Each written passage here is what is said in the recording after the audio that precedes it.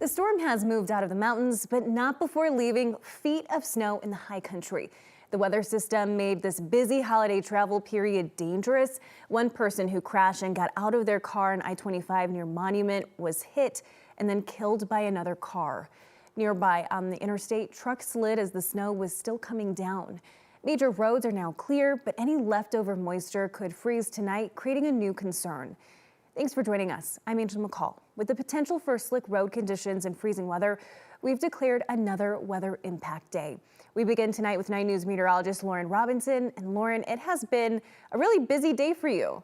That's right. We've been seeing a lot of snow up in the high country. Snow across the Front Range came in early this morning and then left this afternoon. Now, as that system pushes its way toward the East Coast, we're left with chilly temperatures overnight, and we're going to watch for some refreeze to cause some very slick conditions. So we do still have a weather impact day for today. It's not going to be for the snow. That's long gone, but it will be due to the slick roads tonight and early tomorrow morning as you're making your Thanksgiving travel, as well as the frigid overnight temperatures dropping into the teens for our overnight lows. But as you take a look at our live radar, you can see most of the system pushing its way through eastern portions of the Midwest and off into the East Coast there. And then as we take a look here in Colorado, we're pretty dry. All of our avalanche warnings have been allowed to expire, but still something to keep an eye out for in the backcountry as you go throughout your Thanksgiving Thursday. Coming up in my full 7-day forecast, we're going to talk a bit more about the frigid temperatures overnight tonight, the slick conditions you want to watch for tonight through tomorrow morning, and the chilly Thanksgiving afternoon ahead. I'll have those details for you coming right up.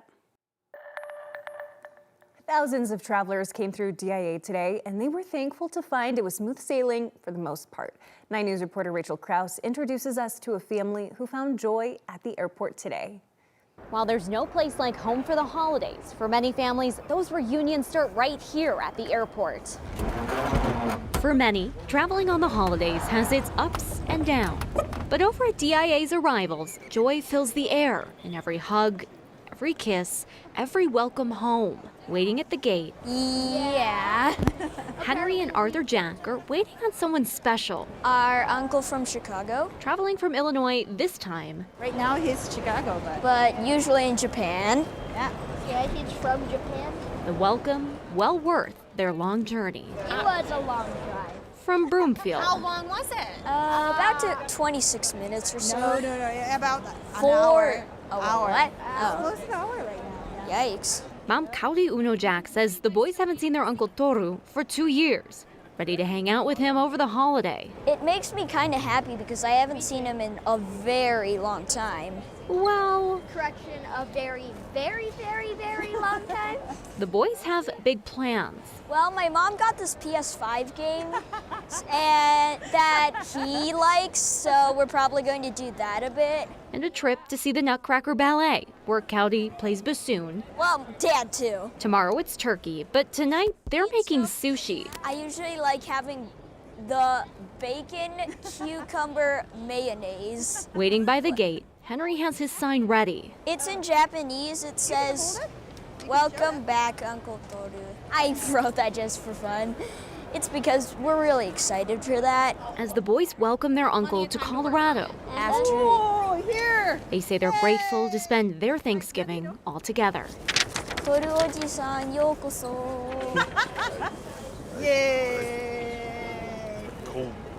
Both Arthur and Henry say bringing their Japanese and American traditions together on the holiday will make for a very special Thanksgiving Day.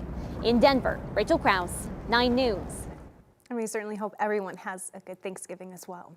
A Golden police officer is expected to be okay after crashing into a barrier while responding to a separate crash this morning.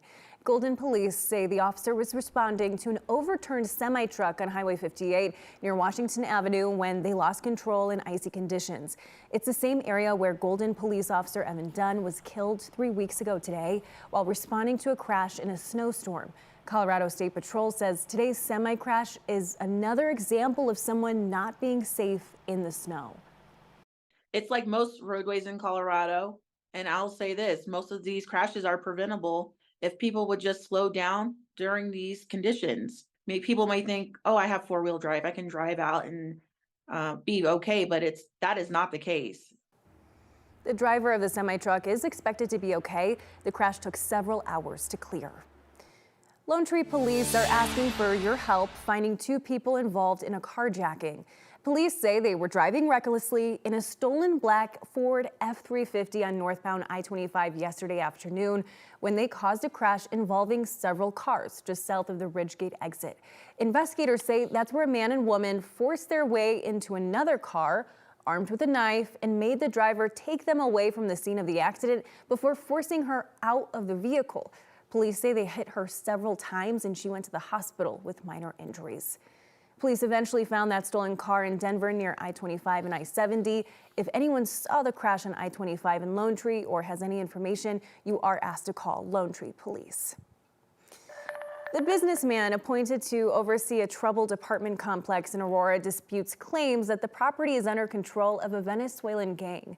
But he says there are still major health and safety problems at the complex, and he's offering residents money to leave.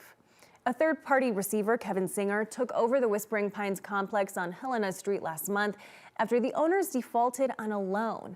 The owners have gained national attention for claiming their properties, including Whispering Pines, were taken over by members of a Venezuelan gang. But in new court documents, Singer describes his inspections in early October, saying, quote, although there was some evidence of criminal activity, it appeared the more serious issues had largely been resolved due to the efforts of the Aurora Police Department. He also told the court that the property suffered from numerous code violations like electrical issues, leaks, and buildings without hot water. Singer says he's focused on making improvements and beefing up security, but he's had trouble with collecting rent from tenants. He's offering residents $1,200 to leave.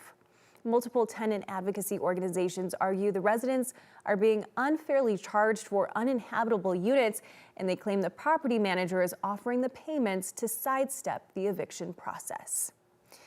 A 70-year-old man claims a hospital denied him a life-saving transplant because of his age. Now he's suing. Brian Martin has liver cancer and will eventually need a transplant. UC Health denied him a spot on its liver transplant list. Brian claimed he was given no other reason except for his age. Well, I came out and I said to myself, they just gave me a death sentence. In a statement, UC Health said, quote, age is one of the many factors, but not the only factor when evaluating whether a patient is an appropriate candidate for a transplant, and UC Health has provided transplants to patients of all ages, including those over 70. Months after his denial, Brian got on a transplant list with another hospital here in Colorado. He's now waiting for that phone call. A live music venue in Denver hopes to reopen later this week after it was targeted by thieves during their Sunday vendor market. Your Mom's House posted on Facebook saying a majority of their sound, lighting, and DJ equipment was stolen over the weekend. The venue says they hope to reopen by this Friday to resume events as normal. If they do, they'll post an update online. Volunteers spent the day making sure people experiencing homelessness are aware of how cold it will get overnight so that they can seek out shelter. Ma'am, you got somewhere to stay tonight? Okay, it's supposed to get really cold, like 18 degrees tonight, okay? The Denver Dream Center street team checks in on anyone who needs it every single day, but today they made sure to let them know that Denver's cold weather shelters are open. It's a cause close to the volunteers' hearts. From 2016 to 2019, my wife and I was out here on these same streets, living in the tent, going through these same struggles. So it gives all of us guys the passion to come out and make sure that, that everybody's heard, they're seen, and they know that somebody loves them, somebody sees them, somebody cares, Severe weather shelters will be open until 11 a.m. on Monday. Rec centers will also be open during the day as warming centers.